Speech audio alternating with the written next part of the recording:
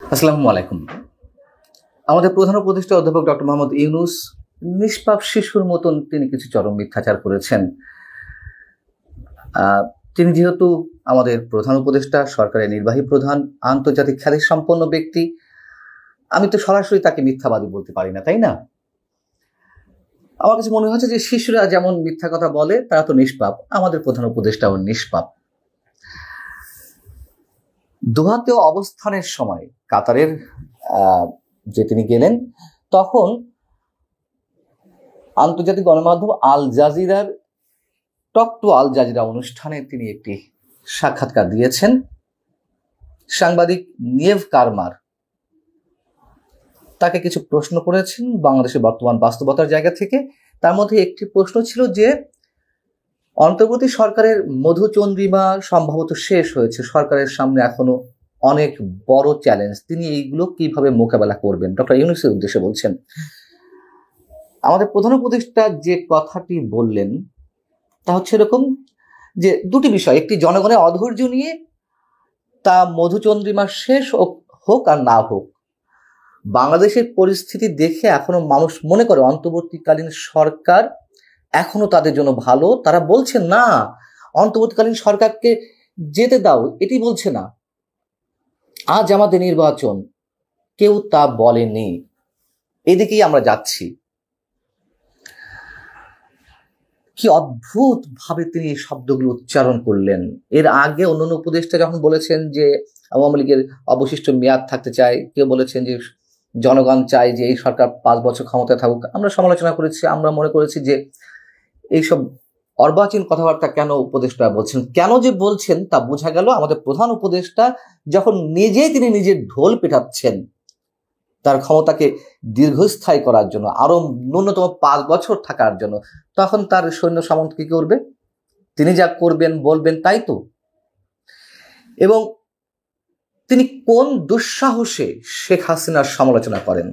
শেখ হাসিনার সমালোচনা করব আমরা, যারা আমরা আমাদের জায়গা থেকে প্রতিবাদ করেছি আওয়ামী দুঃশাসনের বিরুদ্ধে। তিনি যে ধরনের ভুল বা অনিয়ম যাই করুক না কেন, তার বিরুদ্ধে মামলা হয়েছিল, অনেক মামলা।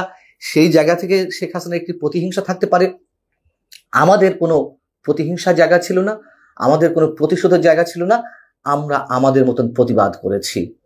এবং শেখ হাসিনা যে কথাগুলো বলতেন তার চেয়ে নোংরা ভাষায় ডক্টর মোহাম্মদ ইউনূস বলছেন। শেখ হাসিনা 2009-এর পরে এসে তিনটি নির্বাচন, প্রহসনে নির্বাচন করে যেমন প্রতিবার বলতেন জনগণ তাকে ক্ষমতায় বসিয়েছে, ডক্টর মোহাম্মদ ইউনূস ঠিক সেই ভাষাতেই কথা বলছেন, অথবা তার চেয়েও ভয়ঙ্কর কথা বলছেন। নির্বাচনই হবে না, তিনি ক্ষমতায় থাকতে চান জনগণের দোহাই দিয়ে।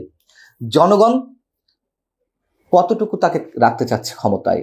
তিনি যাদেরকে নামিয়েছেন টাকা পয়সা খরচ করে, বিভিন্ন রাজনৈতিক দল কিংস পার্টি হিসেবে আত্মপ্রকাশ করছে, তাদের পেছনে টাকা পয়সা খরচ হচ্ছে আমরা এটি মনে করি, এবং তাদেরকে দিয়ে বলানো হচ্ছে যে তিনি আরো 5 বছর ক্ষমতায় থাক। শেখ হাসিনা স্বৈরাচার ছিলেন, সত্য কথা। তিনি যদি ফ্যাসিস্ট হয়ে থাকেন, তার চেয়ে বড় ফ্যাসিস্ট এই সরকার, বড় ফ্যাসিস্ট ডক্টর মোহাম্মদ ইউনূস, অনেক আগে থেকে আমরা বলে আসছি।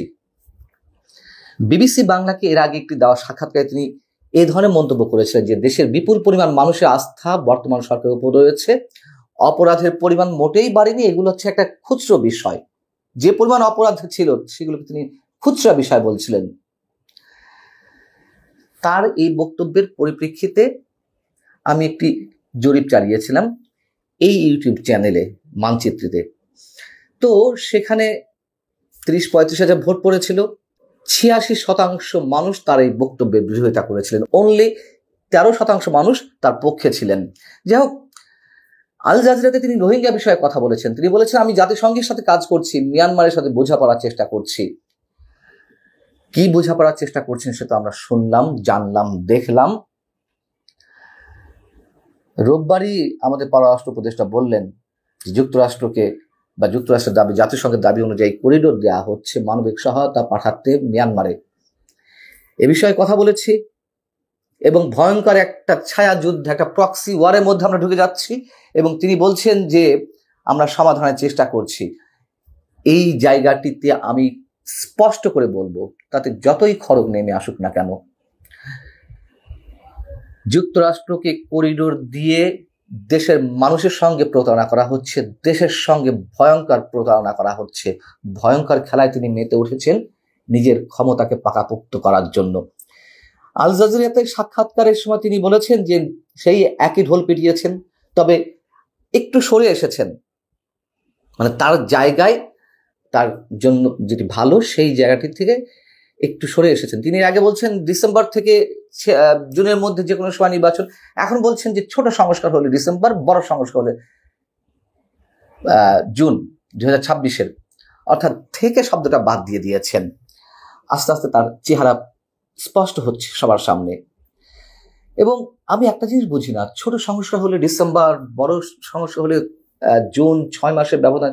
6 মাসের মধ্যে তিনি কি বড় সংস্কার করবেন যে ডিসেম্বরের মধ্যে ছোট কোনো সংস্কার সম্ভব না হয়? এবং এই 8.5 মাসে তিনি কি করেছেন? আমরা যদি আদালতের দিকে তাকাই, আমরা যদি পুলিশের দিকে তাকাই, আমরা যদি জনপ্রশাসনের দিকে তাকাই, প্রশাসনের সর্বস্তরের দিকে তাকাই, একটা নৈরাজ্য সৃষ্টি করা ছাড়া তিনি আর কি করতে পেরেছেন? মবের কালচার সৃষ্টি করা ছাড়া তিনি কি করতে পেরেছেন? ঘুষ, দুর্নীতি সবকিছু চলছে।